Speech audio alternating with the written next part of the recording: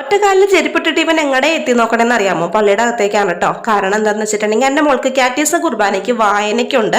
അപ്പോൾ അതാ വിശ്വാസികളുടെ പ്രാർത്ഥന വായിക്കാൻ വേണ്ടി പ്രാക്ടീസ് ചെയ്യിക്കാൻ വേണ്ടി തലേ ദിവസം വൈകിട്ട് കൊണ്ടുവന്നതാണ്.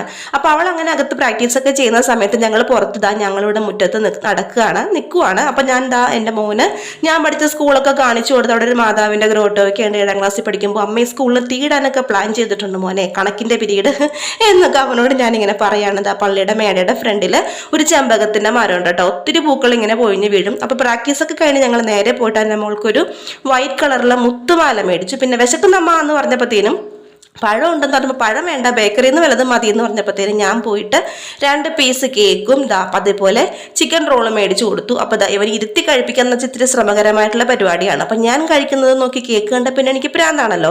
നോക്കിയിരിക്കുന്നത് തിന്നട ചക്കാന്ന് പറഞ്ഞിട്ട് ഞാൻ വേഗം എടുത്ത് കൊടുക്കുകയാണ്. അപ്പോൾ അവൾ ചിക്കൻ റോളിൻ്റെ ആളാണ്.